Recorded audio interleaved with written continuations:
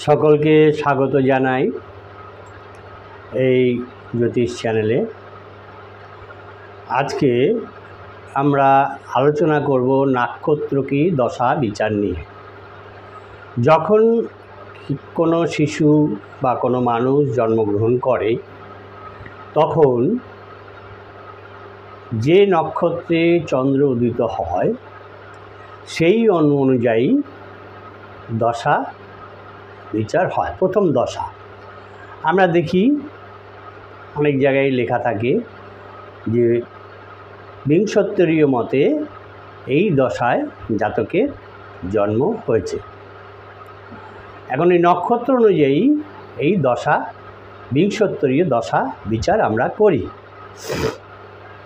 এখন এই বিংশোত্তরীয় দশা বিচারকালে প্রথমেই আমাদের দেখতে হবে যে দশা যে গ্রহের দশা হয়েছে এটা ক্যালকুলেশন করে করে আসতে হয়। আমি এর আগের দিন বলেছি কোন গ্রহের দশা কত বছর, তেমনিভাবে এটা ক্যালকুলেশন করে দেখতে হবে যে বয়সের দশা আমাদের বিচার করতে হবে। দশা এবং অন্তর্দশা, একটি হচ্ছে মহাদশা, একটি হচ্ছে অন্তর্দশা। যদি রবির মহাদশা হয় এবং রবির সঙ্গে রবি চন্দ্র, রবি মঙ্গল, রবি বুধ এক একটা পার ডিউরেশন আছে, ইয়ার মান্থ ডেট অনুযায়ী ডিউরেশন থাকে। এখন সেই অনুযায়ী প্রথমেই আমাদের দেখতে হবে যে সেই যে গ্রহের দশা এবং অন্তর্দশা বিচার করব আমরা, সেই গ্রহের বলাবল কেমন আছে। তারপর তাৎকালীন যে সমস্ত ফল, গোচর ফল, গ্রহগুলো গোচর কোথায় আছে, দশাপতি কোথায় আছে, এইগুলো গোচর ফলগুলো আমাদের দেখে নিতে হবে। দেখে নিয়ে দশাপতি গোচরে কোথায় আছে এবং অন্তর্দশাপতি গোচরে কোথায় আছে, কীভাবে আছে, এইগুলো আমাদের দেখে নিতে হবে। দেখে নিয়ে আমাদের বিচার করতে হবে। আরও কিছু দেখতে হবে যে সেখানে কোনো যোগ আছে কিনা, রাজযোগ আছে কিনা, বা কোনো অশুভ যোগ আছে কিনা, সেগুলো আমাদের দেখে নিতে হবে।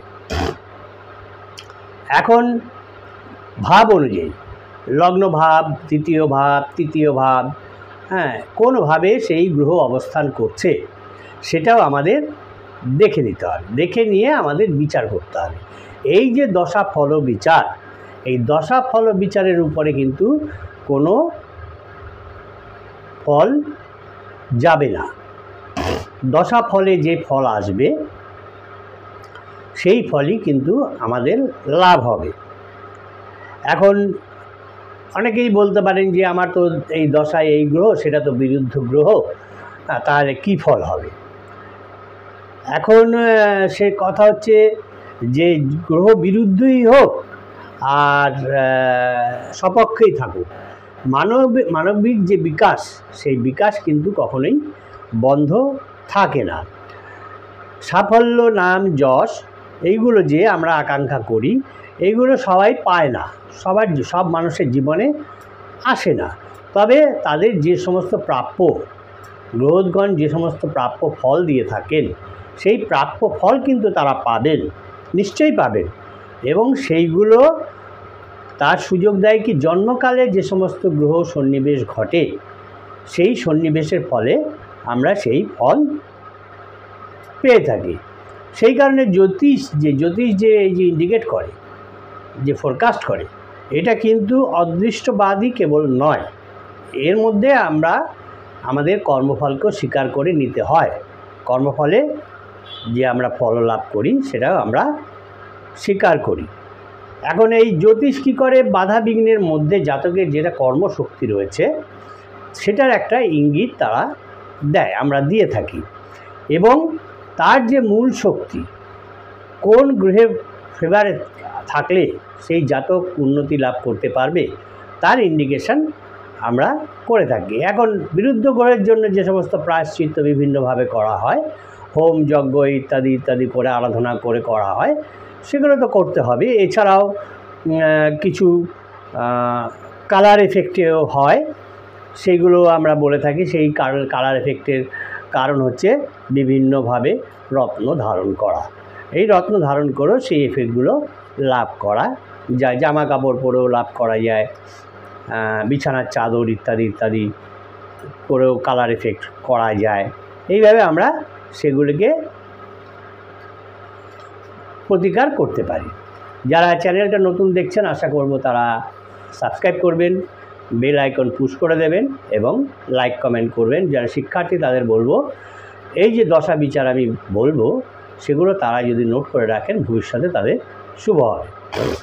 এখন প্রথমে আমাদের বিচার করতে গেলে দেখতে হবে যে ভাবপতি লগ্নভাবে আছে, দশা যে মহাদশা এবং যেই মহাদশার অন্তর্দশা হচ্ছে তারা কোন ভাবে রয়েছে, লগ্নভাবে আছে না দ্বিতীয়ভাবে আছে না তৃতীয়ভাবে আছে, এইগুলো তাদের আগে আমাদের দেখে নিতে হবে। দেখে নিয়ে তারপরে আমরা দশা বিচার করতে পারবো। তো প্রথমে আছে, যদি আমরা লগ্নভাবে দেখি মহাদশার যে গ্রহ, ধরলাম আমি রবি, সেই রবি কোনভাবে আছে, রবি গ্রহটা কোনভাবে আছে, লগ্নভাবে আছে না দ্বিতীয়ভাবে আছে না তৃতীয়ভাবে আছে, এই ভাবগুলো প্রথমে আমাদের মাথায় রাখতে হবে। মাথায় রেখে তারপর বিচার করতে হবে। যদি লগ্নভাবে থাকে, লগ্নভাব হচ্ছে দেহভাব, প্রথম ভাব বা আমাদের দেহভাব। এই দেহভাব যখন দশা হয়, মহাদশা হয়, তখন কি হয়, লগ্নভাবের দশা হয় ব্যক্তিত্বের বিকাশ হয়, কান্তি হয়, পুষ্টি হয়, মর্যাদা লাভ হয়, এইসব জিনিস ঘটতে পারে। এই যখন নাকি লগ্নভাবের দশা বিচার হবে। ভাবপতি যদি মহাদশা যদি সেইভাবে থাকে তাহলে এই জিনিসগুলো পাওয়া যেতে পারে। আর দেহভাবের অধিপতি, যেহেতু লগ্নভাব হচ্ছে দেহভাব, যদি তিনি দুস্থ হন, পীড়িত হন, দুর্বল হন, তাহলে অশুভ কিছু ফল আমাদের লাভ হবে। কিন্তু শুভ হলে কিন্তু এই দশাটা আমরা শুভ ফল লাভ করতে পারবো। এখন মেষ লগ্ন যদি দেখি আমরা, মেষ লগ্নের অধিপতি হচ্ছে মঙ্গল, কিন্তু এই মঙ্গল আবার অষ্টম ভাবেরও অধিপতি। তো সুতরাং মঙ্গল কিন্তু ক্ষতিকারক এখানে হবে না। মঙ্গলের দশা যদি হয় সেই মঙ্গল কিন্তু ক্ষতিকারক হবে না। মকর লগ্নে আর কুম্ভ লগ্নের অধিপতি আমরা জানি শনি। তা মকরের পক্ষে শনি শুভ হলেও শনি দ্বিতীয়াধিপতি, শনি হচ্ছেন দ্বিতীয়াধিপতি। তাহলে দ্বিতীয়স্থ হলে কিংবা মঙ্গল বৃহস্পতি চন্দ্রের সঙ্গে যদি সম্বন্ধ করে এই শনি, তাহলে মারকত্ব দোষে দোষী হবে এই শনি। আর কুম্ভ লগ্নের শনি হচ্ছে লগ্নপতি, কুম্ভের পক্ষে শনি অবস্থা বেঁধে শুভ অশুভ ফল দিতে পারে। এই যে লগ্ন ভাব আমরা দেখলাম। এবারে আমরা দ্বিতীয় ভাব দেখব।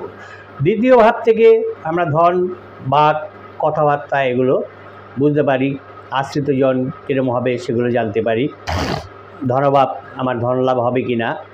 দ্বিতীয় পতির দশায় আত্মীয়তা এবং কুটুম্বতা বৃদ্ধি প্রাপ্ত হয়ে থাকে। কিন্তু এই দ্বিতীয় পতি যদি কোনো অশুভ ভাবপতির সঙ্গে সম্বন্ধ করে থাকেন বা করেন, তাহলে কিন্তু বিশেষ অশুভ ফলই লাভ হবে। যদি নাকি দেখা যায় যে ওই গ্রহটা ষষ্ঠ, অষ্টম কিংবা দ্বাদশপতির সঙ্গে সম্বন্ধ করে, তাহলে কিন্তু অশুভ এবং কষ্টদায়ক হবে এই দ্বিতীয় ভাবের অধিপতির, যে গ্রহ অবস্থান করছে দ্বিতীয় ভাবে তার দশা চলাকালীন।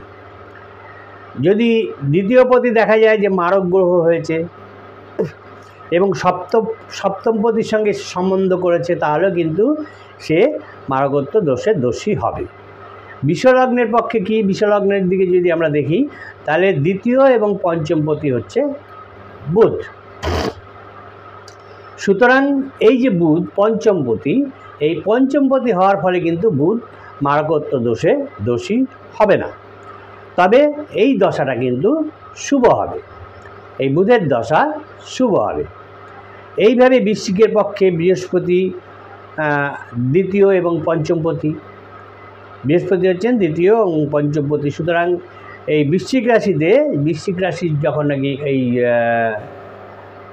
ধরা এক বৃহস্পতির দশা পড়বে, তাহলে এই সম্বন্ধে কিন্তু শুভ ফল দেবে। কিন্তু যদি সে মারক গ্রহের সঙ্গে সম্বন্ধ করে তাহলে কিন্তু অশুভ ফল দেবে।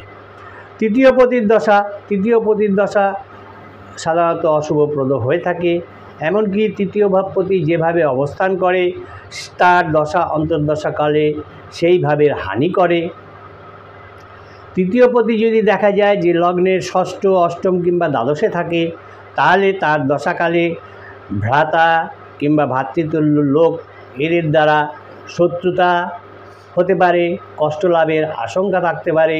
তৃতীয় পতি ত্রিকোণ বা ত্রিকোণপতির সঙ্গে যদি সম্বন্ধ করে, তাহলে দশাকালে ভ্রাতা এবং ভ্রাতৃতুল্য লোকেদের দ্বারা কিন্তু আমরা অশুভ ফল লাভ করব। অশুভ তৃতীয় পতির দশা অন্তর্দশায় পরাক্রমহানি হয়, পত্নী কিংবা পতিহানিও হবার সম্ভাবনা থাকে। যদি তৃতীয় পতি শুভগ্রহ হয়ে শুভভাবের অধিপতি অর্থাৎ কেন্দ্র কিংবা কোণপতির সঙ্গে সম্বন্ধ করে থাকেন, তাহলে কিন্তু তার দশাটা শুভ হবে। কিন্তু তৃতীয় পতি শুভগ্রহ হয়েও যদি ষষ্ঠ, অষ্টম কিংবা দ্বাদশপতির সঙ্গে সম্বন্ধ করে, তাহলে কিন্তু অশুভ ফলই প্রদান করবে। এখন চতুর্থ ভাবের যদি দশা হয়, চতুর্থ ভাবের দশায় সাধারণত চতুর্থপতির দশাতে বন্ধুত্বের প্রসার হয়, গৃহসুখ বৃদ্ধি হয়, আনন্দ বৃদ্ধি করে। এই দশাতে কিন্তু ভূসম্পত্তিরও বৃদ্ধি হয়, যানবাহন লাভ হয়, সুখ বৃদ্ধি হয়, সম্পত্তি লাভ হয়। এইসব চতুর্থপতির চতুর্থ ভাবের দশায় কিন্তু এগুলো ফললাভ করা যায়। চতুর্থ ভাবগত যদি গ্রহের দশায় কিন্তু সম্পদ বৃদ্ধি হয়। ধরলাম চতুর্থ স্থানে শুক্র রয়েছে, এখন এই শুক্রের যদি দশা হয় এবং শুক্রের দশা অন্তর্দশায় কিন্তু আমার শুভ ফল লাভ হবে। চতুর্থে যদি পাপ গ্রহ থাকে, সেই দশায় আমরা পাই কি মাতৃকষ্ট পাই, গৃহবিবাদ হয়, বিদ্যায় অশুভ ফল লাভ করি। এই অশুভ ফল লাভ হয় এই অশুভ চতুর্থ গ্রহের দশায়। চতুর্থপতি যদি দুর্বল এবং অস্তমিত হয়, তাহলেও কিন্তু দুস্থানগত হবার ফলে শুভ ফলের হানি ঘটে থাকে। বৃশ্চিক লগ্নের পক্ষে দেখা যায় কি শনি তৃতীয় ভাবের ও চতুর্থ ভাবের অধিপতি। বৃশ্চিক লগ্নে শনি কিন্তু দশাকালে, এই ক্ষেত্রে কিন্তু শনি দশাকালে শুভদায়ক হবে, শুভ ফল দেবে না, শুভদায়ক হবে না এবং শুভ ফলও প্রদান করবে না। অবশ্য যদি স্বক্ষেত্রে চতুর্থে থাকে, চতুর্থ ভাবে থাকার ফলে কিন্তু সে শুভ ফল দেবে, যদি চতুর্থেই অবস্থান করে থাকে। এখন আমরা পঞ্চম ভাবের ফলাফল দেব। পঞ্চম ভাবে যদি কোনো গ্রহের দশা হয়, তাহলে কি ফল দেয়। পঞ্চম ভাবের অধিপতি অত্যন্ত গুরুত্বপূর্ণ একটা গ্রহ, যিনি পঞ্চম ভাবে অবস্থান করছেন তার বলাবল অবশ্যই দেখতে হবে। তার দশায় আমরা বিদ্যা, সম্পদ এবং সন্তান বা অপত্য লাভ হয়ে থাকে। পঞ্চম ভাব আবার বুদ্ধি এবং ভক্তিরও কারক, এটা আমরা জানি যে তিনি বুদ্ধি প্রদান করেন, ভক্তি প্রদান করেন। শুভ গ্রহের যোগে পঞ্চমপতির দশায় বিদ্যা বুদ্ধির ক্ষেত্রে আমরা সাফল্য লাভ করতে পারি, ভক্তিভাব বৃদ্ধি হয় এবং মন্ত্রজ্ঞ করে থাকে, মন্ত্রণা শক্তি বাড়িয়ে থাকে। কেন্দ্রপতির সঙ্গে সম্বন্ধ হলে এই পঞ্চমপতির দশা অন্তর্দশা মর্যাদা বৃদ্ধি করে, এমনকি মন্ত্রিত্ব দান করতে পারে। যারা রাজনীতির সঙ্গে যুক্ত থাকেন, সেই ক্ষেত্রে এই পঞ্চমপতি দশা যদি আসে, সেই ক্ষেত্রে তিনি এই মন্ত্রিত্ব লাভ করতে পারেন। পঞ্চমপতি যদি দুর্বল হয়, পঞ্চম ভাবের অধিপতি যদি দুর্বল হয়, যদি থেকে থাকে কোনো গ্রহ পঞ্চম ভাবে, তিনি যদি দুর্বল হন, অস্তগত হন, নিচস্থ হন কিংবা দুস্থানগত হন, সেই ক্ষেত্রে দেখা যায় যে তার অপত্য হানি মানে সন্তান হানি ঘটার সম্ভাবনা থাকে, রোগ ভোগ হবার সম্ভাবনা থাকে, বুদ্ধি বিপর্যয় হবার সম্ভাবনা থাকে। পঞ্চম ভাবে শুভগ্রহের দশা সাধারণত বৃদ্ধিকারক হয়, সম্পত্তি বৃদ্ধি হয়, ধনবৃদ্ধি হয় এবং শুভ ফল দিয়ে থাকে। কিন্তু পঞ্চম ভাবগত যদি অশুভ গ্রহ থাকে, তাহলে কিন্তু আমাদের অশুভ ফলই লাভ হবে। এবার ষষ্ঠভাবে যদি কোনো গ্রহের যদি দশা আসে, ষষ্ঠ গ্রহ মানেই ষষ্ঠ ভাবের হচ্ছে রিপুভাব। এই ষষ্ঠ ভাবের অধিপতির দশায় কিন্তু শত্রু বৃদ্ধি হবার সম্ভাবনা থাকবে, রোগ ভোগ হবে এবং জাতক নিজেরই রিপুর উত্তেজনায় বৃদ্ধিবংশ হবার সম্ভাবনা থাকে। ষষ্ঠে যদি আমাদের পাপ গ্রহ দেখতে পারি, তাহলে পাপ গ্রহ যদি থাকে তাহলে শত্রু বৃদ্ধি হলেও কিন্তু শত্রু হানি হয়ে যায় পরে। কিন্তু শুভ গ্রহ যদি অবস্থান করে এই ষষ্ঠে, তাহলে কিন্তু শত্রু বৃদ্ধিই ঘটে, হ্রাস পায় না। ষষ্ঠপতি যে ভাবপতির সঙ্গে যুক্ত হন, যদি দেখা যায় যে ষষ্ঠপতি চতুর্থ ভাবপতির সঙ্গে যুক্ত হয়েছেন, ষষ্ঠপতি পঞ্চম ভাবপতির সঙ্গে যুক্ত হয়েছেন, তাহলে কিন্তু সেইভাবে চতুর্থ ভাবের যখন দশা আসবে সেইভাবে কিছু অশুভ ফল লাভ হবে। বিষলগ্নের পক্ষে কি শুক্র হচ্ছে ষষ্ঠপতি, আবার লগ্নপতি।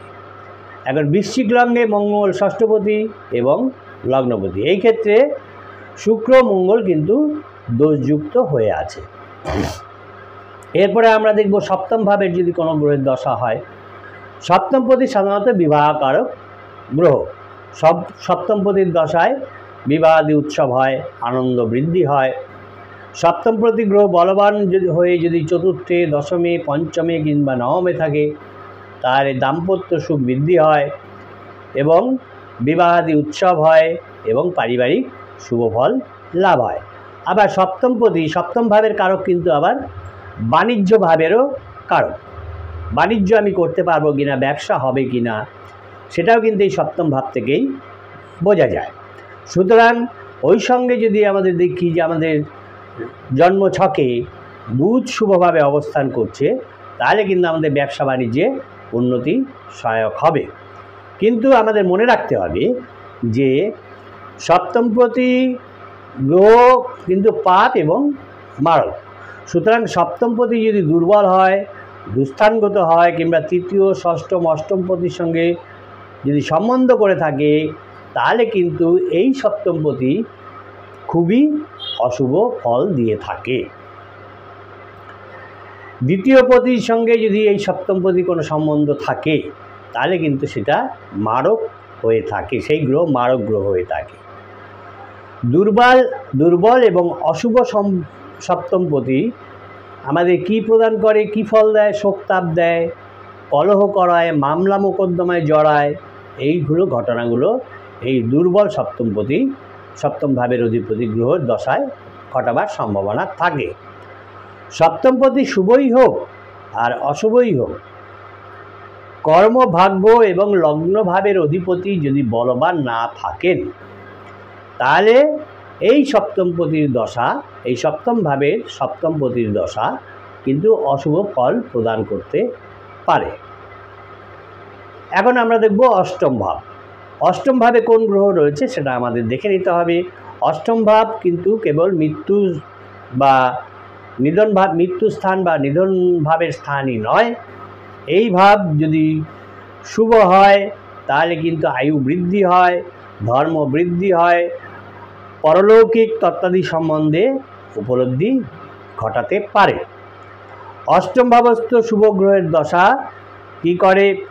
আয়ু বৃদ্ধি করে, যশ বৃদ্ধি করে। অষ্টমপতি যদি নিচস্থ এবং অস্তমিত হয়, যদি পরাজিত হয়, তাহলে তার দশা কিন্তু মৃত্যুতুল্য পীড়া দিতে পারে। অশুভ যোগে আবার অষ্টমপতি যদি অশুভ যোগ ঘটায়, তাহলে পত্নীহানি ঘটায়, শোক দেয়, অপবাদ প্রদান করে।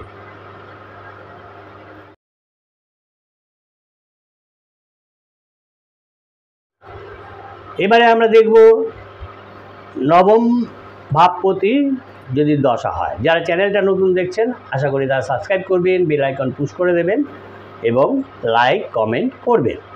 এখন আমরা দেখব নবম ভাব। নবম ভাবের যদি দশা আমরা দেখতে পারি, মহাদশা নবম ভাবের বা অন্তর্দশা নবম ভাবের অধিপতির সঙ্গে হচ্ছে, তাহলে নবম মানে হচ্ছে ভাগ্য অথবা ধর্মভাব।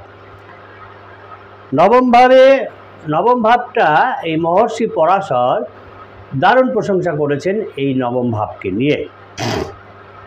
নবমপতির দশায় ধর্ম, ভাগ্য এবং মানবতার যে বোধ সেই বোধের স্ফুরণ হয় এই নবম ভাবের দশায়। পঞ্চম ভাব যদি ওই সঙ্গে শুভ থাকে, তাহলে যারা নাকি সাধনা করছেন, ভক্তি সাধনা করছেন, তাদের কিন্তু মোক্ষ লাভ করতে পারেন, এবং তাদের কুণ্ডলিনী শক্তিও জাগরিত হবার সম্ভাবনা থাকে। তীর্থ ভ্রমণ করান এই নবম ভাবের ভাবপতির দশায়, ধর্মস্থান দর্শন করান, যশ প্রদান করে, সম্মান প্রদান করে, এইগুলো দশা অন্তর্দশায়, নবম ভাবপতির যদি দশা অন্তর্দশা আসে সেই সময় এগুলো লাভ হয়। নবমপতির দশায় বা অন্তর্দশায় কি হয়, যদি দেখা যায় যে নবমপতির দশা পড়েছে অথবা নবমপতির অন্তর্দশা হচ্ছে, ধরলাম আমার নবমপতি হচ্ছে বৃহস্পতি, এবার দশা পড়েছে বুধ, এবার দেখা গেল আবার বৃহস্পতির দশা নেই, কিন্তু যেহেতু বুধের দশা পড়েছে আর নবমপতি বৃহস্পতির দশায়, এই ক্ষেত্রে কিন্তু কী দেবে, উচ্চ সম্মান লাভ করাবে, বিশ্ববিদ্যালয়ে ডিগ্রি লাভ করাবে, বিদেশ ভ্রমণাদি করাবে, এইগুলো দেবে, এই দশায় পাওয়া যাবে।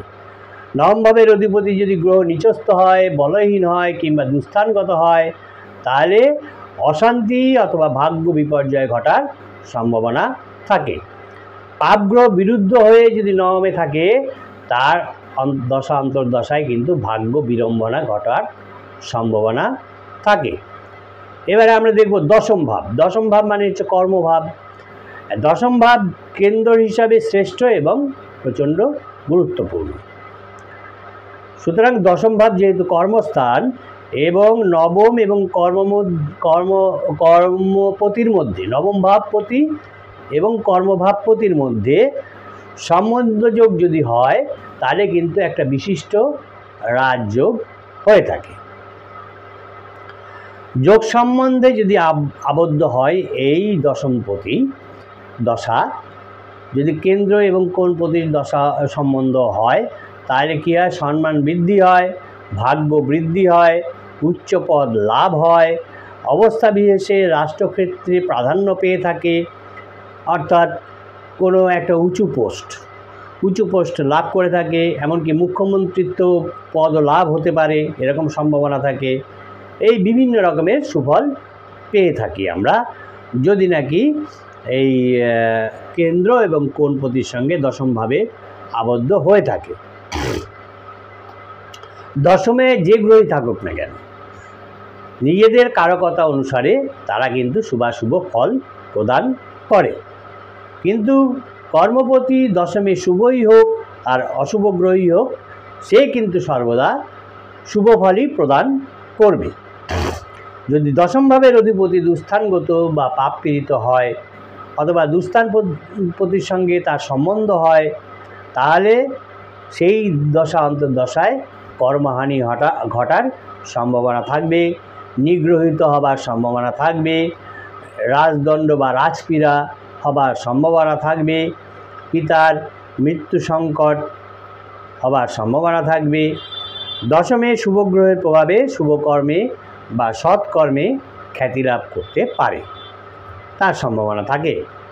অশুভ বা পাপ গ্রহ যদি এই দশমে দশমভাবে অবস্থান করে, সেই ক্ষেত্রে দেখা যায় সেই গ্রহ কিন্তু সেই জাতককে পাপ কাজই করায়, শুভ কাজ করায় না। এইবারে আমরা দেখব একাদশভাবে যদি কোনো গ্রহের দশা হয়, একাদশপতির দশা কিন্তু দেখা যায় যে জটিলতা সৃষ্টি করে। অশুভ গ্রহ একাদশপতি হয়ে একাদশ স্থানে থেকে যদি দ্বিতীয়পতির সঙ্গে সম্বন্ধ করে, অথবা দ্বিতীয়পতির সঙ্গে সম্বন্ধযুক্ত হয়ে যদি লগ্নের কেন্দ্রে অথবা কোণে থাকে, তাহলে সেই জাতকের আয়ু বৃদ্ধি ঘটে, সাফল্য লাভ ঘটে, যোগাযোগ বৃদ্ধি হয়।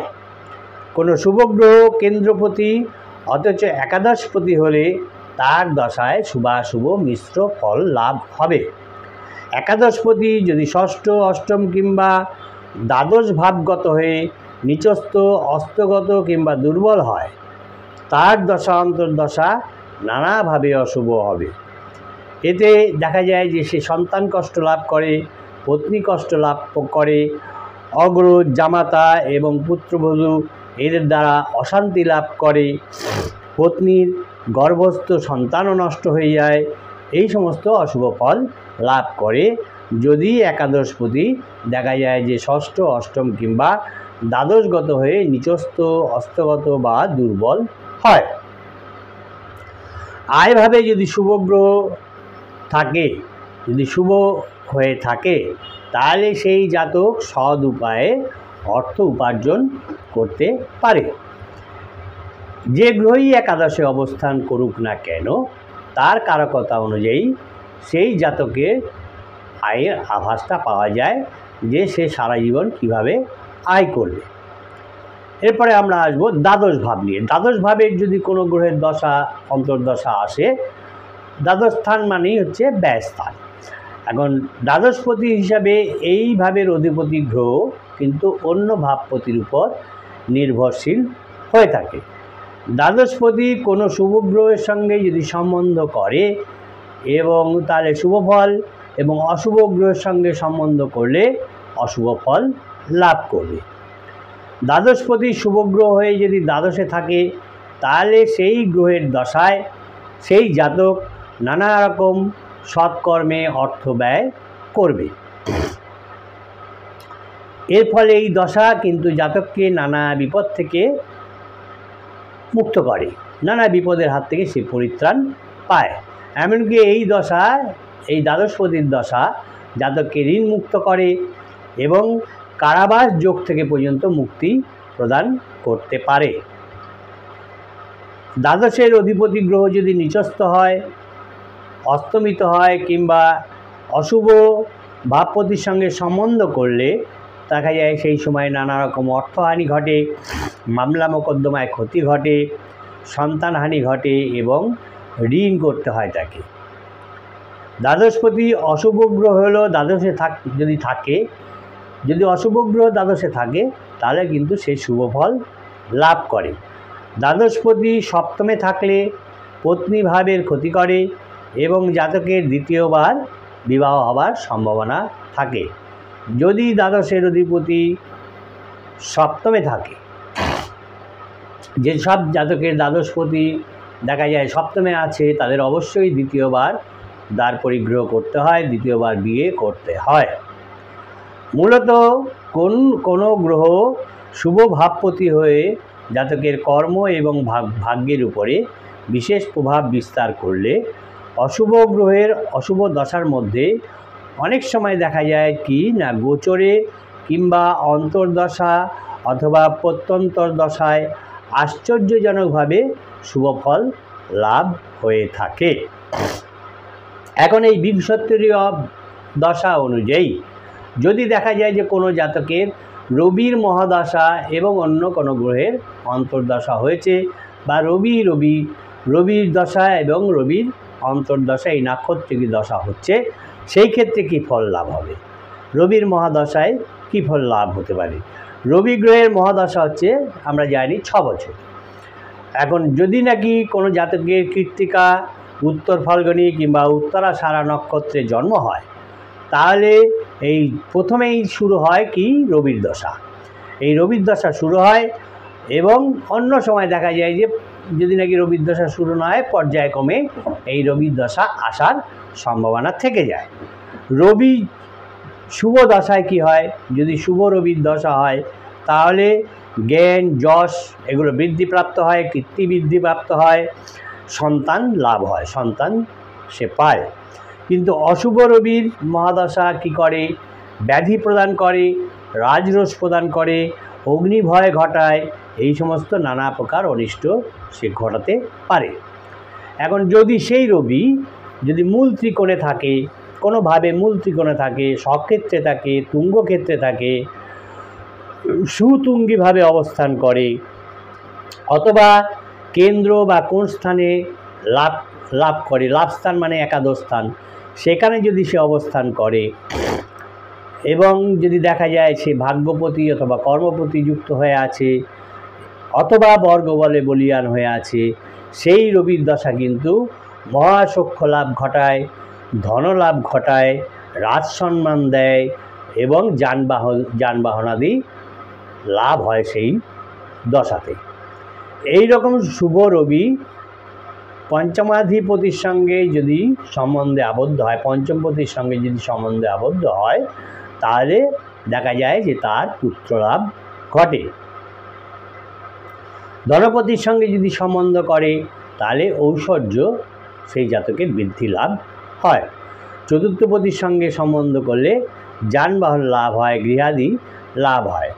এখন যদি দেখা যায় যে এই রবি নিচস্থভাবে দশার মধ্যে পড়ে গেছে, নিচস্থ হয়ে আছে, ষষ্ঠ, অষ্টম কিংবা দ্বাদশে পাপ সংযুক্ত হয়ে কিংবা রাহু বা কেতুর সঙ্গে যুক্ত হয়ে এই দশার মধ্যে আছে, তাহলে কিন্তু এই দশাতে, এই রবির দশায় সে তার মহাবেদী হবার সম্ভাবনা থাকবে, তার ধন ধান্য বিনাশ হবার সম্ভাবনা থাকবে, রাজদণ্ড হবার সম্ভাবনা থাকবে, প্রবাস হবার সম্ভাবনা থাকবে, ধনক্ষয় হবার সম্ভাবনা থাকবে, নানা রকম অশুভ ফল সে লাভ করবে এবং সে জরাদি রোগে ভুগবে, যশহানি হবে, বন্ধু এবং মিত্র সঙ্গে বিরোধ হবে, পিতৃকষ্ট হবে, পরিবারের অশুভ হবে। এই রকম ফল রবি তার এই অশুভ রবির ফল দিয়ে থাকে। অশুভভাবে যদি রবির দশা আসে এই ফলগুলো পাওয়া যায়। আর শুভ দৃষ্টি যদি রবির উপর থাকে এর থেকেও কিছুটা সুখ সেই জাতক লাভ করতে পারে, কিন্তু পাপগ্রহ কর্তৃক রবি দৃষ্ট হলেই কিন্তু অশুভ ফল বৃদ্ধি পাবে। এরপরে আমরা আসবো চন্দ্রের মহাদশায়। চন্দ্রের মহাদশা যদি পড়ে, যখন দেখা যায় কোনো জাতক জন্মগ্রহণ করে রোহিণী নক্ষত্রে, হস্তা নক্ষত্রে কিংবা শ্রবণা নক্ষত্রে যদি জন্ম হয়, তাহলে কিন্তু সেই জাতকের প্রথমেই চন্দ্রের দশা হবে। আর এই চন্দ্রের পূর্ণ দশাকাল হচ্ছে বিংশোত্তরীয় মতে 10 বৎসর কাল। নক্ষত্র অনুযায়ী যদি অন্য দশায় জন্ম হয়, পর্যায়ক্রমে এই চন্দ্রের মহাদশা আসবে। শুভ চন্দ্রের দশায় সেই জাতকের জননীর ভালো হয়, জননীর শ্রেয় হয়, ক্ষেত্র বৃদ্ধি হয়, আরাম বৃদ্ধি হয়, গৃহ বৃদ্ধি হয়, আসন, শ্রী এবং শোভা মণ্ডিত হয়ে থাকে। সম্ভাব্য ক্ষেত্রে দেখা যায় যে সাধারণত এগুলো আগে বেশি দেখা যেত, পুষ্করিণী খনন করছে বা একটা বড় দিঘি তড়াগ খনন করে দিচ্ছে, এই সমস্ত সে করে দেয়, শুভ ফল দেয়। অশুভ চন্দ্রের দশা যদি হয় তাহলে সেই দশাতে দেখা যায় সেই জাতক অন্নহীন হয়ে থাকে, অর্থনাশ হয়, প্রজ্ঞানাশ হয়, হিংসাদি বৃদ্ধি হয়, মাতৃকষ্ট হয় এবং শীত জ্বরে সে কষ্ট লাভ করে। চন্দ্র যদি নিজের তুঙ্গক্ষেত্রে, স্বক্ষেত্রে, কেন্দ্র বা লাভ অথবা ত্রিকোণে শুভগ্রহ সংযুক্ত হয়ে থাকে, বলবান হয়, সেই বলবান চন্দ্রের দশা অন্তর্দশায় কিন্তু চন্দ্র শুভ ফল দিয়ে থাকেন। কর্ম, ভাগ্য এবং চতুর্থপতি যুক্ত হয়ে যদি বলবান হয়ে থাকেন তাহলে কিন্তু এই চন্দ্রের মহাদশা আদি থেকে অন্ত পর্যন্ত সৌভাগ্য, ধন ধানে বৃদ্ধিতে এবং সুখ বৃদ্ধিতে ভরিয়ে দেয়। সুখ লাভ বেশি পরিমাণে হয়, গৃহে তাদের শুভ কর্ম হয়, বাহন বৃদ্ধি হয়, রাজদর্শন হয়। রাজসম দর্শন মানে হয়তো মুখ্যমন্ত্রীর সঙ্গে দেখা হলো বা প্রধানমন্ত্রীর সঙ্গে দেখা হলো অথবা রাষ্ট্রপতির সঙ্গে দেখা হলো, রাজ্যপালের সঙ্গে দেখা হলো, এরকম রাজসম ব্যক্তির সঙ্গে দেখা সাক্ষাৎ হয়ে যায়। সেই জাতকের উদ্যমে সাফল্য আসে এবং গৃহে সেই জাতকের লক্ষ্মীশ্রী বৃদ্ধি হয়। এই ধরনের চন্দ্র, এই শুভ চন্দ্র বন্ধুজন এবং উচ্চপদস্থ জন থেকে মহৎ সখ্য দান, বন্ধুত্ব হয়ে যায়, মহৎ সখ্য দান করে। শুভ চন্দ্রে পুত্রলাভাদি এবং নানা প্রকার পুত্রলাভ ঘটাতে পারে এবং এছাড়াও নানা প্রকার শুভ ফল প্রদান করে। ধনস্থানগতে স্বক্ষেত্রে কিংবা তুঙ্গগৃহে চন্দ্র থাকলে কিন্তু যদি ধনস্থানে থাকে বা স্বক্ষেত্রে থাকে কিংবা তুঙ্গগৃহে এই চন্দ্র থাকে তাহলে বহুল ধনলাভ হয়, ভাগ্য লাভ হয়, মহৎ সুখ লাভ হয়, রাজসম্মান লাভ হয়, বিদ্যা লাভ হয়, বিশেষ ক্ষেত্রে রাষ্ট্রীয় বৃত্তি লাভ ঘটায় এবং নানা প্রকার শুভ ফল দেয়। এখন যদি চন্দ্র নিচস্থ হয় কিংবা চন্দ্র ক্ষীণ হয় তাহলে কিন্তু এই চন্দ্রের দশা ধনহানি ঘটাবে। কিন্তু দুস্থানগত দুর্বল হয়ে শুভ গ্রহের প্রভাবযুক্ত হলে কিছুটা সুখ লাভ হবে এই চন্দ্রের মহাদশায় বা অন্তর্দশায়। চন্দ্র দুর্বল পাপ সংযুক্ত হলে দেহপ্রিয়া হবে, বৃত্তহানি হবে, ভৃত্য কষ্ট হবে, মাতৃবর্গ থেকে অনিষ্ট লাভ হবে, নানা প্রকার অশুভ ফল লাভ হবে। চন্দ্র যদি ষষ্ঠ, অষ্টম কিংবা ব্যয়স্থানগত হয় তাহলে দুর্বল, এবং যদি দুর্বল হয় তাহলে এছাড়াও যদি পাপ সংযুক্ত হয়, পাপ সংযুক্ত যদি শনিচন্দ্র রাহুচন্দ্রযুক্ত এরকম হয় তাহলে কিন্তু রাজদেশ, মনোদুঃখ, ধনধান্য নাশ, মাতৃক্লেশ এই সমস্ত নানা প্রকার দুঃখজনক ঘটনা তার জীবনে ঘটে যায়। দুস্থানগত চন্দ্র যদি তুঙ্গাদি গুণ হেতু বলবান হয়, দুস্থানে আছে অত দেখা যায় অষ্টমে আছে, অথচ তুঙ্গভাবে আছে, তাহলে এই ক্ষেত্রে কি হয়, কখনো শুভ এবং কখনো অশুভ ফল সেই গ্রহ, সেই ভাবস্থ চন্দ্র প্রদান করে থাকে। এরপরে আমরা দেখব মঙ্গলের মহাদশা ফলে কি, মহাদশা অন্তর্দশায় কী ফল লাভ পাওয়া যায়, কী ফল পাওয়া যায়। মঙ্গল গ্রহের দশা হচ্ছে পূর্ণ 7 বছর কাল।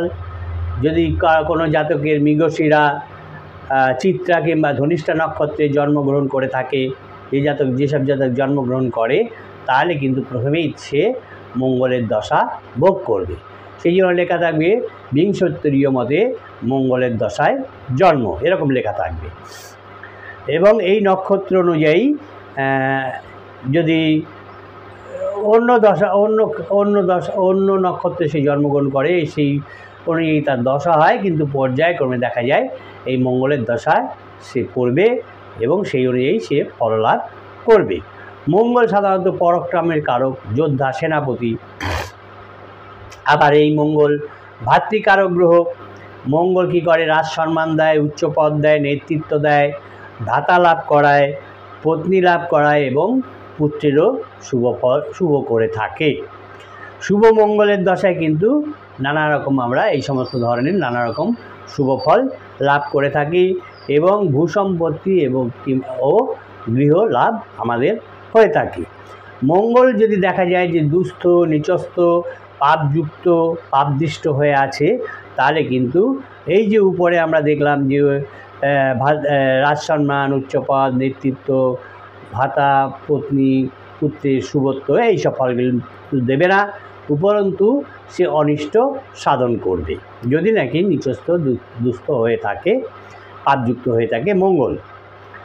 অশুভ মঙ্গল কি করে, ভাতৃপীড়া প্রদান করে, তারপরে হানি ঘটায়, সন্তান এবং স্ত্রী কষ্ট লাভ করায়, ভূমিনাশ করায়, শত্রুবৃদ্ধি করায়, আবার কর্মস্থানে যে পদে আমি আছি সেই স্থানে পদচ্যুত আমাকে করাতে পারে এই অশুভ মঙ্গল। মঙ্গল যদি সুতুঙ্গী হয় কিংবা তুঙ্গী হয় অথবা স্বক্ষেত্রে থাকে কিংবা নিজ মূল ত্রিকোণে থাকে তাহলে কিন্তু এই মঙ্গল শুভ ফলই প্রদান করে থাকে। কেন্দ্রে, ত্রিকোণে, লাভে, ধনস্থানে মঙ্গল কিন্তু শুভ ফলই প্রদান করে। এই মঙ্গল কী প্রদান করে, রাজ সম্মান দেয়, সম্পদ বৃদ্ধি করে, ভাতৃসুখ দেয়, পদোন্নতি ঘটায়, মর্যাদা লাভ করায়। মঙ্গল যদি দেখা যায় যে কেন্দ্রগত মানে সপ্তমে নয়, কেন্দ্রগত হয় এবং ওই সঙ্গে যদি ষষ্ঠ ভাব যদি বলবান অথবা শুভ হয় তাহলে মঙ্গলের দশায় সেই জাতক নিজের চেষ্টায় সাফল্য লাভ করতে পারে, প্রতিষ্ঠা লাভ করতে পারে, ধন লাভ করতে পারে। এই রূপ দশায় কিন্তু বিপদেও জয়লাভ করতে পারে, যুদ্ধেও জয়লাভ হয়। মঙ্গলের দশার শেষাংশে কিন্তু শারীরিক এবং মানসিক অশান্তি ঘটাবে দশার শেষাংশ। অশুভ মঙ্গল মাতৃহানি এবং পত্নীহানিও ঘটাবে। এরপরে আমরা আসব রাহুর মহাদশা। রাহুর মহাদশা বা রাহুর অন্তর্দশা। এই রাহুর মহাদশা কিন্তু 18 বছর ধরে চলবে। আর যেসব জাতক জাতিকা আদ্রা, স্বাতি এবং শতবিশা নক্ষত্র জন্মগ্রহণ করে তাদের কিন্তু প্রথমেই রাহুর দশা ভোগ করতে হয়। জন্ম নক্ষত্র অনুযায়ী অন্য দশায় জন্ম হলেও পর্যায়ক্রমে এই রাহুর দশা ভোগ করতে হয়। রাহু এবং কেতু কিন্তু কোনো ভাবেরই অধিপতি নয়, এটা আমরা সকলেই জানি। সুতরাং এই রাহু কিংবা কেতুর দশাফল বিচারের সময় রাহু এবং কেতুর ক্ষেত্রবল এবং বর্গবলটা কিন্তু আমাদের দেখে নিতে হবে। যে গ্রহের ক্ষেত্রে বা যেভাবে রয়েছে সেই ভাবপতি গ্রহের সঙ্গে তার মিত্র সম্বন্ধ কীরূপ সম্বন্ধ আছে, সেই গ্রহের সঙ্গে এই রাহু শত্রুভাবে আছে না মিত্রভাবে আছে, কীভাবে আছে সেটা কিন্তু প্রথমে আমাদের দেখে নিতে হবে। এবং এই ভাবের উপরে যদি সে মিত্রভাবে থাকে তাহলে শুভ ফল প্রদান করে, তাহলে শত্রুভাবে থাকে তাহলে অশুভ ফল প্রদান করে। সুতরাং এই যে তার যে অবস্থান ফল কি কোন ভাবের ফলের উপর কিন্তু অনেকাংশেই নির্ভর করে এই দশা ফল। রাহুর শুভ দশা কিন্তু সব দিক থেকেই কল্যাণকর হয়ে ওঠে। রাজ্য ভূমি সম্পদ দান করে। রাহুর কিন্তু এই শুভ দশায় রাজ্য ভূমি সম্পদ লাভ হয়ে থাকে। ধর্মার্জন করায়, পুণ্য তীর্থাদি ভ্রমণ করায় এই রাহুর দশায় ঘটে থাকে। জ্ঞান এবং বিদ্যা লাভের জন্য রাহু কিন্তু বিদেশ ভ্রমণ করাতে পারে, সে সম্ভাবনা থাকে। রাহুর পাপ দশা কী করে? ভয় ভীতি যোগায়, বিষক্রিয়ায় শারীরিক কষ্ট দেয় এবং শরীরে নানা রকম কষ্ট প্রদান করে থাকে। অস্ত্রাঘাত করে, বিরোধ এবং পড়ে যাওয়া, পতনে তো আহত করায়, এই সমস্ত অশুভ রাহুর দশায় ঘটে থাকে। বৃষরাশি হচ্ছে আমরা জানি রাহুর তুঙ্গস্থান। কর্কট ও মিথুন রাশি হচ্ছে রাহুর মূল ত্রিকোণ স্থান। রাহুর স্বক্ষেত্র ও স্বগৃহ হচ্ছে কন্যা রাশি। এই সকল ক্ষেত্রে কিন্তু রাহু শুভ ফল প্রদান করে থাকে। বহু সখ্য এবং ধন দৌলত ধান্যাদি সম্পদ প্রদান করে থাকে, সম্পদ বৃদ্ধি করে থাকে এই শুভ রাহুর দশা বা অন্তর্দশা। রাহু শুভ গ্রহ কর্তৃক যদি দৃষ্ট হয়, শুভ গ্রহের সঙ্গে যদি যুক্ত হয়ে থাকে কিংবা যোগকারক গ্রহের সঙ্গে যদি যুক্ত হয়ে থাকে, তাহলে দেখা যায় যে মিত্র এবং প্রভু সেই জাতকের বর্ষ হয়ে থাকে। গৃহ এবং বাহন লাভ ঘটে থাকে, পুত্র লাভ হয়, ধর্মচিন্তা হয় এবং গৃহেতে নানা রকম উৎসবাদী কর্ম হয়ে থাকে। এই রকম সম্বন্ধপ্রদ রাহু যদি কেন্দ্রে কোণে লাভে শুভ রাশিস্থ হয়ে থাকে তাহলে রাজপ্রাসাদ এবং সম্পদ লাভ করায় এবং সুখকারক হয়ে থাকে এই রাহুর দশা। এইরূপ রাহুর দশায় যবন জাতীয় প্রভু দ্বারা সম্মান লাভ ঘটে এবং গৃহে কল্যাণ কার্যাদি সম্পন্ন হয়ে থাকে। রাহু যদি অষ্টমে থাকে অথবা ব্যয়স্থানে মানে দ্বাদশে থাকে তাহলে তার দশা কিন্তু কষ্টপ্রদ হয়ে থাকে। পাপ গ্রহের সঙ্গে রাহু সম্বন্ধ যদি করে থাকে তাহলে মারক গ্রহ যুক্ত হলে, নির্যাসিত হলে, এই ক্ষেত্রে যদি রাশি এগুলো হয়ে থাকে রাহু, তার দশায় কিন্তু স্থানভ্রষ্ট করাবে এবং মানসিক কষ্ট প্রদান করবে। এইরূপ দশায় পুত্র দ্বারাদি হানিও হবার ভয় থেকে যায় এবং কুৎসিত অন্ন মানে হচ্ছে শ্রাদ্ধান্ন বা কুৎসিত অন্ন ভোজন করায়। দশার গোড়ার দিকে কিন্তু দেহপ্রিয় হবার সম্ভাবনা থাকে এবং ধনহানি ঘটারও সম্ভাবনা থাকে এইরূপ রাহুর দশায়। দশার মধ্যভাগে এইরূপ রাহুর দশার মধ্যভাগটায় কী করে? সখ্য লাভ ঘটায় এবং ধনলাভ ঘটায়, কিন্তু শেষ ভাগটা আবার শারীরিক কষ্ট প্রদান করে, মানসিক কষ্ট প্রদান করে এবং স্থানচ্যুতি ঘটায়। আমাদের মনে রাখতে হবে কি, রাহু বৃশ্চিক এবং মকর রাশির পক্ষে মারক হয়ে থাকে। বৃশ্চিক এবং মকর রাশি, যাদের বৃশ্চিক লগ্ন বা বৃশ্চিক রাশি বা মকর লগ্ন বা মকর রাশি, তাদের পক্ষে কিন্তু এই রাহু মারক। এরপরে আমরা আসবো বৃহস্পতির মহাদশা নিয়ে।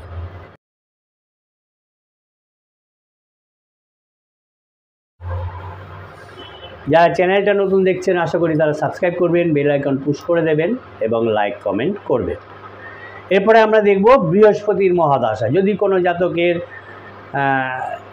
জন্ম হয়ে থাকে পুনর্বসু, বিশাখা কিংবা পূর্ব ভাদ্রপদ নক্ষত্রে, তাহলে প্রথমেই তার দশা হবে বৃহস্পতির দশা। জন্ম নক্ষত্র অনুযায়ী সেই নক্ষত্রকে দশা হবে বৃহস্পতির দশা। এবং এই বৃহস্পতির মহাদশা কিন্তু 16 বছর ভোগ করতে হবে। বিংশত্তরীয় মতে কিন্তু এই বৃহস্পতির দশা 16 বছর ভোগ করতে হবে। এখন জন্ম নক্ষত্র অনুযায়ী পর্যায়ক্রমে দেখা যায় যে এই বৃহস্পতির দশা ভোগ করতে হয় প্রত্যেকটা জাতককে। এখন বৃহস্পতির শুভ দশায় বিপুল গ্রামাধিকার, আত্মজের শ্রী সৌভাগ্য এবং নিজের সম্মান এবং আনন্দ বৃদ্ধি লাভ হয়ে থাকে। বৃহস্পতির পাপ দশা কী করে? রাজভয় প্রদান করে, ব্যাধি প্রদান করে, ধর্মহানি করে, সম্মানহানি করে, এই সমস্ত অশুভ ফল দেয় বৃহস্পতির পাপ দশা। বৃহস্পতি যদি নিজ ক্ষেত্রে, উচ্চ ক্ষেত্রে, কেন্দ্রে, লাভ অথবা ত্রিকোণে কিংবা মূল ত্রিকোণে, তুঙ্গ নবাংশে কিংবা নিজ নবাংশে থাকলে কিন্তু নানা প্রকার শুভ ফল প্রদান করে থাকে। যেমন রাজ্য লাভ করা, এখন তো রাজ্য সবাই পায় না, হয়তো ভূমি লাভ হলো, গৃহ লাভ হলো, সেটাই বর্তমানকালে রাজ্য লাভ। একটা ক্ষেত্র লাভ হলো, মহাসুখ লাভ হলো, রাজসম্মান লাভ হলো, যানবাহন লাভ হবে, পুণ্যকর্মা আদি লাভ হবে, পুত্র লাভ হবে, দ্বারার সাফল্য লাভ হবে এবং রাজপ্রাসাদে, এখন তো রাজা নেই, সরকারের অনুকূলে দেখা যাবে তার মানসিক যে ইচ্ছা ছিল, যে ইষ্ট ছিল বা অভীষ্ট ছিল, তার সিদ্ধি লাভ ঘটাবে, সম্ভাবনা থাকে এগুলো। আবার এই রকম দশায়, এই যদি বৃহস্পতি নিজ ক্ষেত্রে আছে এরকম দশা হয় বা উচ্চ ক্ষেত্রে আছে এরকম দশা হয়, সেই ক্ষেত্রে কিন্তু পত্নী লাভও ঘটায়। পত্নী লাভের সম্ভাবনা থাকে, পুত্র লাভের সম্ভাবনা থাকে, নানা রকম কল্যাণ কর্মাদি করার সম্ভাবনা থাকে। এই বৃহস্পতি যদি নিজস্থ হয়, হস্তগত হয়, পাদ সংযুক্ত হয়, দ্বাদশ কিংবা অষ্টম অথবা দ্বাদশপতির সঙ্গে যুক্ত হয়ে থাকে, তাহলে কিন্তু সেই জাতকে স্থানভ্রষ্ট ঘটে থাকে, মনস্তাপ ঘটে থাকে, পুত্রের গুরুতর পীড়ায় মহাভয় ঘটে থাকে, ধন এবং পশু হানি হয়ে থাকে।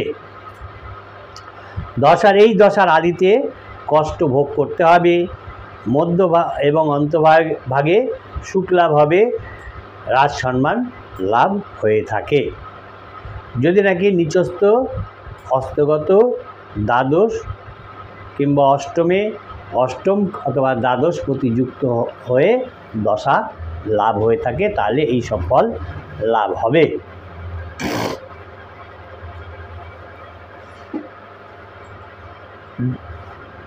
এরপরে আমরা দেখব শনির মহাদশা। শনির মহাদশা সাধারণত বিংশত্তরীয় মতে শনির মহাদশা 19 বৎসরকাল ভোগ করতে হয়। যে সমস্ত জাতক পুষা, অনুরাধা বা উত্তর ভাদ্রপদ নক্ষত্রে জন্মগ্রহণ করেন, তাহলে প্রথমেই কিন্তু তাদের এই শনির মহাদশা ভোগ করতে হবে। এবং যদি দেখা যায় জন্ম নক্ষত্র অনুযায়ী সে কোনো জাতকের অন্য দশা জন্মগ্রহণ করেছে, তাহলে পর্যায়ক্রমে এই শনির দশা তাকে ভোগ করতে হয়। শনির শুভ দশায় কি প্রদান করে?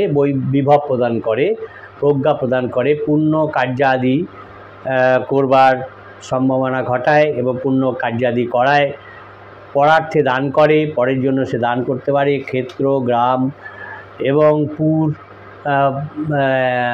নায়ক তৈরি করে, মানে একটা অঞ্চলের সে নায়ক তৈরি হয় এবং বহু কর্মের সঙ্গে তাকে যুক্ত করে দেয় এই শুভ শনির দশায়। এখন পুর বলতে বর্তমানকালে আমরা কি বুঝি? বলে পুরের নায়ক করে যে বর্তমানকালে মিউনিসিপ্যালিটি, পৌরসভা বা রাজ্যের মন্ত্রী, এই সমস্ত যে পদ লাভ ঘটে, এইগুলোকে আমরা যে পুরের নায়ক কথা বলছে, এই সম্বন্ধেই বলা হচ্ছে। অশুভ শনির দশায় ধনানি হয়, সুরিধানি হয়, বিষ ভয় থাকে, কারো দ্বারা বিষ প্রদত্ত হলো বা কোনো বিষাক্ত প্রাণীর দ্বারা দংশিত হলো যদি অশুভ শনির দশা পড়ে, এই ঘটনাগুলো ঘটে থাকে। দেহপ্রিয়া হয়, ব্যর্থ উদ্যম, যে কোনো প্রচেষ্টা করতে যাচ্ছে, কোনো একটা কাজের প্রচেষ্টা করতে যাচ্ছে, উদ্যম নিয়ে করতে যাচ্ছে, সেই উদ্যমটা ব্যর্থ হয়ে যায় অশুভ শনির দশায়। রাজক্রোধে পড়তে হয়, সরকারি ক্রোধে পড়ে যেতে হয়, বিরুদ্ধ কার্য করায় এবং ব্যাধি লাভ ঘটায়। এখন এই শনির দশা দেখা যায় যে যদি যেই শনি উচ্চক্ষেত্রে আছে, স্বক্ষেত্রে আছে, মিত্রক্ষেত্রে আছে, মূল ত্রিকোণে আছে, তুঙ্গাংশে আছে, নিজ অংশে আছে, দশমে আছে, একাদশে আছে, সেই ক্ষেত্রে যদি এই দশা অন্তর্দশা হয়, সেই ক্ষেত্রে দেখা যায় সেই জাতক রাজসম্মান লাভ করে, বৈভব লাভ করে, সংস্কৃতি লাভ করে, ধনলাভ করে, বিদ্যা খ্যাতি হয়, তার নানা রকম শুভফল লাভ করে থাকে যদি শনি ওই শুভক্ষেত্রে, উচ্চক্ষেত্রে, মিত্রক্ষেত্রে এইসব জায়গায় অবস্থান করে দশা লাভ হয়। আর যদি দেখা যায় যে শনি যোগকারক হয়েছে, তাহলে কিন্তু রাজযোগের ফল দেবে এই শনি। তখন যে জাতকের এইরকম ফল লাভ হয়, সে মহৎ সুখ লাভ হয়, লক্ষ্মী লাভ হয়, স্ত্রী লাভ হয়, পুত্র লাভ হয়, গৃহে কল্যাণাদি নানা রকম কর্ম করায়। শুভ গ্রহের সঙ্গে সম্বন্ধ করলে, শুভ গ্রহ দ্বারা দৃষ্টি হলে, যোগকারক গ্রহের সঙ্গে সম্বন্ধ করলে, কেন্দ্র ত্রিকোণ অথবা একাদশে, মিনে অথবা ধনুতে থাকলে এই শনি মহৎ যোগ হাতটা হয়, তাতে রাজ্য লাভ অর্থাৎ রাজোচিত সম্মান, নানা এইসব লাভ ঘটে এই শনির দশা বা অন্তর্দশায়। যদি দেখা যায় যে শনি ষষ্ঠ, অষ্টম কিংবা দ্বাদশে থাকে, নিজ ক্ষেত্রে থাকে অথবা অস্তগত অবস্থান থাকে, তাহলে কিন্তু বিষ, শস্ত্রাদিজনিত পীড়া, স্থানভ্রংশ এবং মহাভয় উৎপাদন করে থাকে। এইরূপ শনির দশায় পিতৃমাতৃ বিয়োগ ঘটে, পত্নী পুত্রাদির পীড়া হয়, রাষ্ট্রবিরোধী কার্যে এগিয়ে যায় এবং সেটা তার পক্ষে অনিষ্টকর হয়ে থাকে। এমনকি দেখা যায় যে কারাবাসও ঘটাতে পারে এই শনির দশা, অন্তর্দশা। এরপরে আমরা দেখব বুধের মহাদশা বা বুধের অন্তর্দশা। বুধের দশা হচ্ছে 17 বছর কাল পর্যন্ত হয়। যেসব জাতক জাতিকা অশ্লেষা, জ্যেষ্ঠা এবং রেবতী নক্ষত্রে জন্মগ্রহণ করে, তাদের বুধের দশা প্রথমেই শুরু হয়, তারপর পর্যায়ক্রমে অন্যান্য দশা ভোগ করে সে। জন্ম নক্ষত্র যদি দেখা যায় যদি অন্য গ্রহের দশা কোনো জাতক ভোগ করে থাকে, তাহলে পর্যায়ক্রমে এই বুধের দশা, মহাদশা তাকে ভোগ করতে হয়। শুভ বুধের দশায়, উৎকৃষ্ট বুধের দশায় বসন ভূষণ লাভ হয়, ধনধান্য লাভ হয়, শ্রীলাভ ঘটে, বুদ্ধি লাভ ঘটে, সৌখ্য লাভ হয়, বন্ধু লাভ হয়, উদ্যমে সাফল্য লাভ হয়, অভীষ্ট সিদ্ধি হয়, সে মনে মনে যেটা ভেবে রেখেছে করবে বা যেটা লাভ করবে ভেবে রেখেছে সেই ফল সে পায় এবং নানা প্রকার শুভ ফল সে পেয়ে থাকে। বুধ যদি অশুভ হয়, তাহলে তার পাপ দশায় বিদেশে ব্যর্থ ভ্রমণ ঘটায়, বন্ধুহানি ঘটায়, প্রজ্ঞা নাশ ঘটায়, হীনমতি করে, পীড়িত করে এবং কলহাদি সৃষ্টি করে। এই বুধ যদি স্বক্ষেত্রে, উচ্চক্ষেত্রে, কেন্দ্রে, লাভে, ত্রিকোণে, মিত্রক্ষেত্রে থাকে এবং সেই অবস্থায় যদি দশা লাভ বা অন্তর্দশা লাভ হয়, তাহলে কিন্তু এই দশা অন্তর্দশায় সে মহৎ সখ্য পায়, ধনধান্য বৃদ্ধি হয়, তার সৎকীর্তি স্থাপন করে, গুণান্বিত হয়, জ্ঞান বৃদ্ধি হয়, রাজপ্রীতি হয়, নৃপপ্রীতি হয়, সরকার প্রীতি হয়, সৎকর্মে সে নিয়োগ করে, নানা রকম শুভ ফল সে লাভ করে, এই বুধ তাকে প্রদান করে থাকে। এইরকম বুধ কী করে? পারিবারিক সুখ বৃদ্ধি করে, শরীর এবং মনকে সুখান্বিত করে তোলে। এই রকম শুভ বুধ যদি শুভ দৃষ্টি হয়, তাহলে দশা পড়ে, সেই ক্ষেত্রে ভাগ্য এবং কর্মপত্তির সঙ্গে যদি সম্বন্ধযুক্ত হয়, এবং সেই দশায় দেখা যায় যে শুভফল অত্যন্ত বৃদ্ধিপ্রাপ্ত সেই জাতকের হয়। বুধ যদি পাপ গ্রহযুক্ত কিংবা পাপ গ্রহ দৃষ্ট হয়ে থাকে তাহলে কিন্তু সেই দশায় রাজদোষ পাবে, মনোকষ্ট লাভ করবে, বন্ধুজনের সঙ্গে বিরোধ ঘটবে, বিদেশ গমন হবে, এইরকম নানা প্রকার অশুভ ফল সে লাভ করবে। বিদেশ গমনটাকে জ্যোতিষশাস্ত্রে অশুভ ফল হিসেবে দেখানো হয়, যদিও আজকাল অনেকেই বিদেশ গমন করতে চায়, কিন্তু আমাদের জ্যোতিষশাস্ত্রে দেখানো হয়েছে যে বিদেশ গমনটা অশুভ ফলের মধ্যে পড়ে। বুধ ষষ্ঠ, অষ্টম কিংবা ব্যয়স্থানে যদি থাকে অথবা পাপদৃষ্ট বা পাপযুক্ত হয়ে থাকে তাহলে কিন্তু পরের দাসত্ব করায়, কলহ করায়, মৃতকৃচ্ছ পীড়া অর্থাৎ ডায়াবেটিস রোগে কষ্ট পায়, বা বাত পিত্ত পীড়ায় কষ্ট পায়, পাণ্ডু রোগে কষ্ট পায়, পাণ্ডু হচ্ছে জন্ডিস, পাণ্ডু রোগে কষ্ট পায়, এইরকম নানা রকম অশুভ ফল লাভ করায়। এরকম বুধের দশায়, এই বুধের দশায় কিন্তু রাজভয়, চুরির ভয়, আগুন থেকে ভয়, কৃষিকার্যে দেখা গেল লাভ হলো না, সমস্ত ফসল শুকিয়ে গেল, নষ্ট হয়ে গেল, অথবা যারা নাকি গো পালন করে, খামার করে, তার গোধন নষ্ট হয়ে গেল, এরকম অশুভ ফল ঘটায়। বুধের পাপ দশায় যদিও গোড়ার দিকে কিছু শুভ ফল পায়, শেষের দিয়ে কিন্তু সেটা দুঃখজনকই হয়ে থাকে। এরপরে আমরা দেখব কেতুর মহাদশা বা অন্তর্দশা। কেতুর মহাদশা সাধারণত 7 বছর, অন্তর্দশা এর পার্ট বাই পার্ট হয়। যে সমস্ত জাতক মঘা, মূলা কিংবা অশ্বিনী নক্ষত্রে জন্মগ্রহণ করে তাদের প্রথমেই কেতুর দশা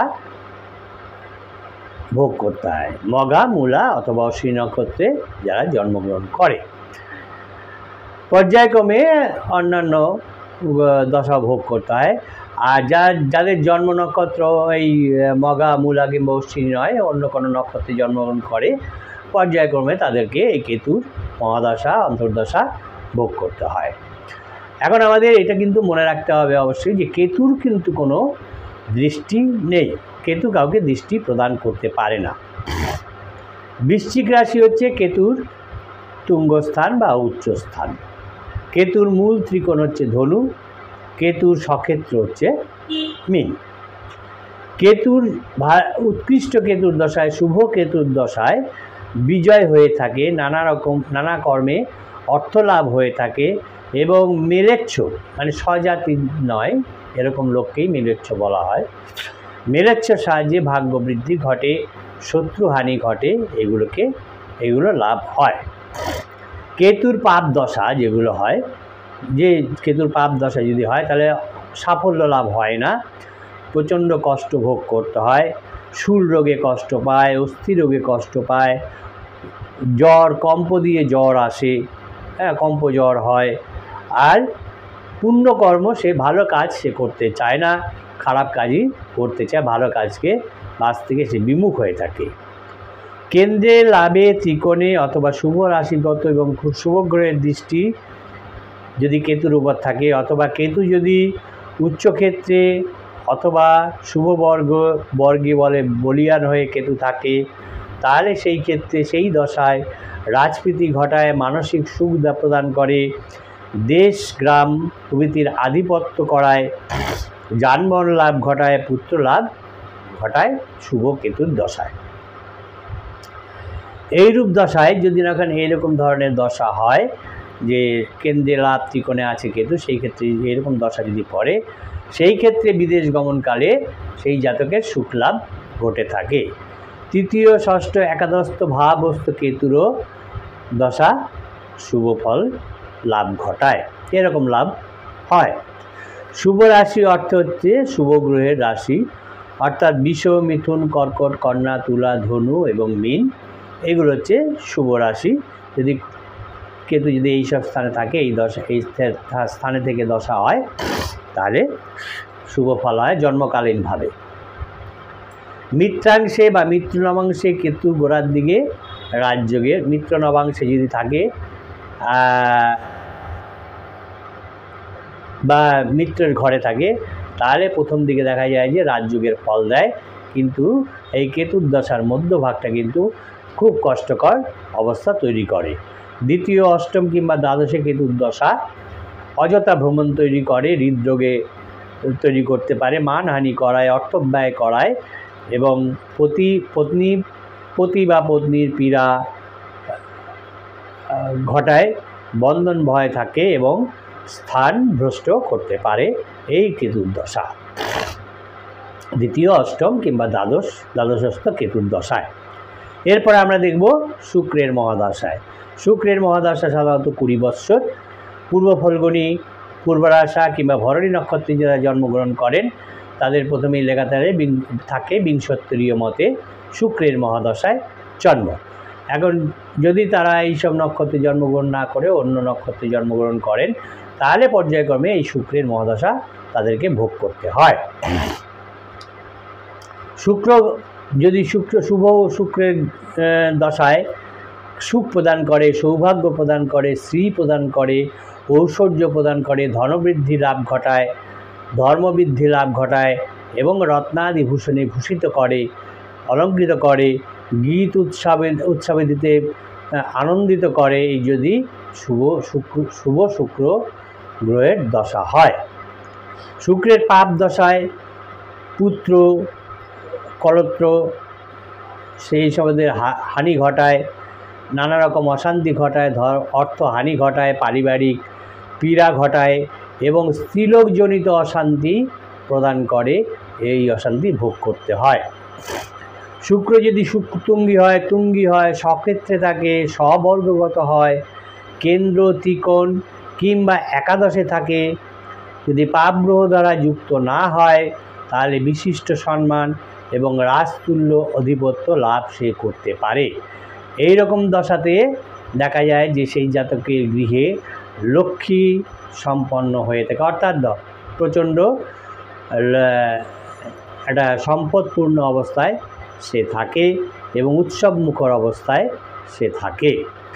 মীন রাশিতে ত্রিকোণে পঞ্চম অথবা নবম হচ্ছে ত্রিকোণ, যদি দেখা যায় মীন রাশিতে আছে অথবা পঞ্চম অথবা নবমে আছে, যদি শুক্র সেইভাবে অবস্থান করে, তাহলে দেখা যায় যে সেই ক্ষেত্রে গৃহে বিবাহাদি উৎসব হয়, পুত্র কল্যাণ হয় এবং তাতে বৈভব বৃদ্ধি হয়, ইষ্টবন্ধু সেই গৃহে আসে, সমাগম হয়, আর কি হয়, গোধনাদি সংগ্রহ লাভ হয় এবং সেনাপত্যাদি পদ লাভ হওয়ার সম্ভাবনা থাকে। এমনকি নষ্ট রাজ্য, নষ্ট আধিপত্য পুনরুদ্ধার হবার সম্ভাবনাও থাকে। শুক্র ভাগ্যপতি কিংবা কর্মপতির সঙ্গে যদি যুক্ত হয়, যুক্ত হয়ে যদি লগ্ন বা চতুর্থে থাকে, সেই দশায় কিন্তু এই শুক্রের এই দশায় মহৎ সুখ এবং আধিপত্য লাভ হয়ে থাকে। দান কার্য করে, পুণ্যকর্ম করে, সখ্য বৃদ্ধি হয়, কীর্তি লাভ হয়, নানা রকম আনন্দদায়ক কার্য এরকম শুক্রের দশায় হয়ে থাকে। শুক্র নিজের অন্তর্দশাতে যদি শুক্রের অন্তর্দশা পড়ে, সেক্ষেত্রেও কিন্তু এই একই ফললাভ হয়। শুক্র যদি ষষ্ঠ, অষ্টম কিংবা দ্বাদশে থাকে, নিচস্থ অথবা পাপ গ্রহযুক্ত হয়, তাহলে আত্মীয় বন্ধুজনের দ্বারা হিংসা হয়, পত্নী পুত্রাদি পীড়া লাভ ঘটায়, ব্যবসায়িক হানি ঘটায়, গোমহিষাদির ক্ষতি করে, আত্মবন্ধুর মৃত্যু হবার সম্ভাবনা থাকে। এই শুক্র দশায় যদি দেখা যায় শুক্র দ্বিতীয় কিংবা সপ্তমে থেকে মারক দোষে দোষী হয়, দ্বিতীয় কিংবা সপ্তমে থাকলে যদি সেই সময় থাকে জন্মকালীনভাবে, সপ্তমে থাকলে অত্যন্ত কষ্টদায়ক হয় এবং মৃত্যু ভয়ও থাকে। এই রকম অবস্থায় কিন্তু রুদ্রমন্ত্র অথবা ত্রম্বক মন্ত্র জপ যদি করে, শাস্ত্রীয় বিধান অনুসারে দান কার্য করে, তাহলে সে সুফল লাভ করতে পারে। এই মোটামুটি দশা বিচার পদ্ধতি। যারা শিক্ষার্থী তারা নোট করে নেবেন, যারা চ্যানেলটা নতুন দেখলেন আশা করি তারা সাবস্ক্রাইব করবেন, বেল আইকন পুশ করে দেবেন, লাইক কমেন্ট করবেন। সকলে ভালো থাকবেন, সুস্থ থাকবেন, নমস্কার।